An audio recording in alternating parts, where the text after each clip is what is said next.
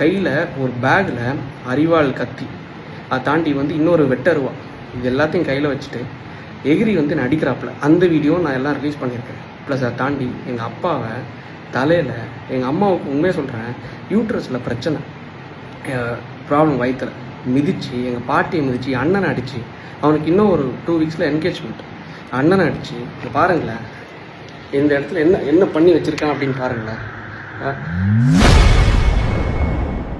தனது அம்மாவை வயிற்றிலேயே நாம் தமிழர் கட்சி ராஜபுரம் எட்டி உதைத்துள்ளதாக வழக்கறிஞர் நெல்சன் வீடியோ வெளியிட்டுள்ளார். தமிழக மக்கள் அனைவருக்கும் எனதே வணக்கம்.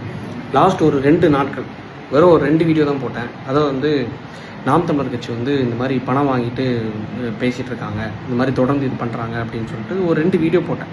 ஆதாரம் கேட்டாங்க, அதுக்கான ஆதாரத்தை நான் கொடுத்துட்டேன். ஆக்சுவலாக இன்றைக்கி காலையில் நானும் என் அண்ணனும் சர்ச்சுக்கு போயிட்டு வீட்டுக்கு வரும்போது திருப்பி எங்கள் அம்மாவை கூப்பிட்டு நாங்கள் சர்ச்லேருந்து வீட்டுக்கு வரும்போது ராஜாபுரம்னு சொல்லிட்டு, நம்ம அந்த வேர்டை சொல்லக்கூடாது, படிச்சிருக்கோம் எல்லாம் இது பண்ணியிருக்கோம், இந்த மாதிரி அவங்கள மாதிரி அநாகரிகமாக பேசக்கூடாது. ராஜாபுரம்னு சொல்லிட்டு நாம் தமிழர் கட்சியை சார்ந்த உறுப்பினர், ப்ளஸ் அதை தாண்டி அவங்களோட மனைவியாக யாருன்னு தெரில, இன்னொரு லேடி ஒருத்தங்க, அவங்களுக்கு கூட இன்னொருத்தவங்க ரூபன் சொல்லிட்டு கல்லுக்கூட்டத்தை சார்ந்த நாம் தமிழர் கட்சி சார்ந்த கவுன்சிலர். இந்த கும்பல் என்ன பண்ணியிருக்காங்க, வீட்டுக்கு எங்கள் அப்பா கிட்ட பேசுறதுக்குன்னு வந்திருக்காங்க. ஆனால் இல்லைன்னா பேசுறதுக்கு தான் அப்படி. எங்கள் அப்பாவும் மரியாதையாக, எங்கள் அப்பா ஊரில் காங்கிரஸ் கட்சியை சார்ந்த பேரூராட்சி தலைவராக இருக்கார்.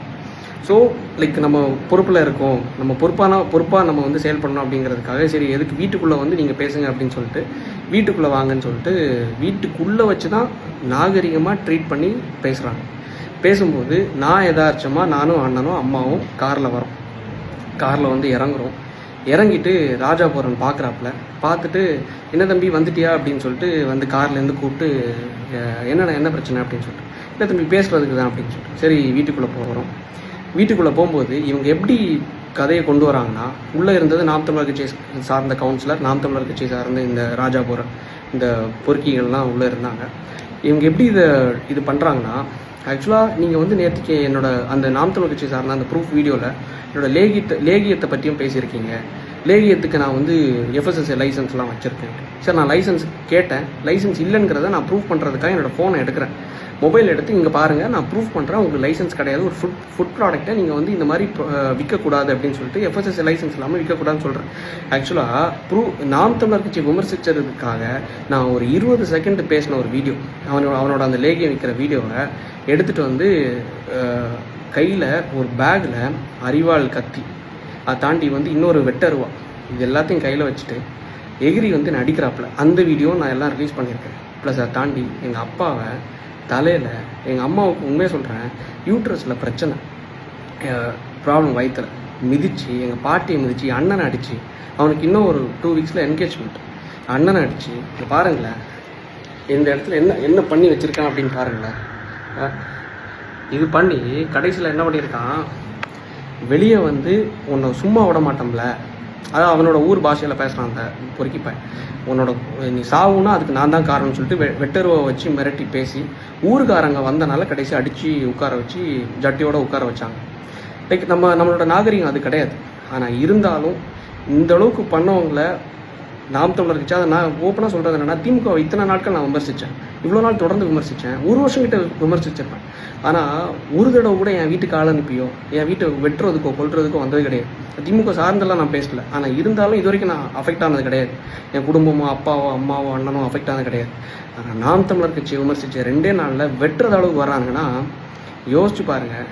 எந்த கட்சியை தாண்டியும் எப்படி ஒரு தற்கொலை கூட்டம், கொலகார கூட்டம் நம்ம வளர்த்து வச்சுருக்கோம், இந்த சீமானை நம்பி எப்படி வச்சுருக்கோம், இந்த சீமான் வளர்த்த பிறப்புகள், இந்த உடன்பிறப்புகள், இந்த தற்கொலை கூட்டம், கொலகார கூட்டம் எப்படி இருக்குன்னு மட்டும் பாருங்களேன். நாம் தமிழர் டிஎம்கே வாச்சும் ஐடிவிங்கில் தான் விளையாடுவாங்க. ஆனால் இந்த நாம் தமிழர் கட்சி, அதுக்கு முன்னாடி தான் இந்த சுனந்தாங்கிறவங்க நாம் தமிழர் கட்சியோட ஐடிவிங் செக்ரட்டரி, மாநில செக்ரட்டரி, எனக்கு காலில் மெசேஜ் பண்ணுறாங்க, you will face the consequences அப்படின்னு சொல்லிட்டு. நான் அந்த கான்சிக்வன்சஸ் இதுன்னு தெரில. ஆனால் வீட்டுக்கு வெட்டி கொள்கிற அளவுக்கு இவனுங்க வரானுங்கிற கான்சிக்வன்சஸ் நான் எதிர்பார்க்கல. சரி ஓகே பரவாயில்ல, கடைசியில் ஜட்டியோட உட்கார வச்சாங்க மக்கள், இது பண்ணி போலீஸ் கம்ப்ளைண்ட் கொடுத்துருக்கோம், அம்மா ஹாஸ்பிட்டல் அட்மிட் ஆகிருக்காங்க. என்ன பண்ணுறது, மக்களுக்காக பேசினா வீட்டில் அப்பா அம்மா யாருக்கும் நிம்மதி இல்லை, எதுவும் இல்லை. ஒரு அட்வொகேட்டாக இருந்து நம்மளை இது பண்ணியிருக்காங்க, வீட்டுக்கு கொல்ல வந்திருக்காங்கன்னா ஊர் மக்கள் வந்தனால, என்னோடய சொந்தக்காரங்க வந்தனால தப்பிச்சோம். இல்லைன்னு வைங்களேன், இன்றைக்கி நான் உயிரோடு இருந்திருக்க மாட்டேன். ஏதோ கடவுளோட புண்ணியத்தில், உங்களோட புண்ணியத்தில் இன்றைக்கி இருந்து பேசுகிறேன். முடிஞ்சளவு இந்த வீடியோவை ஷேர் பண்ணுங்கள்.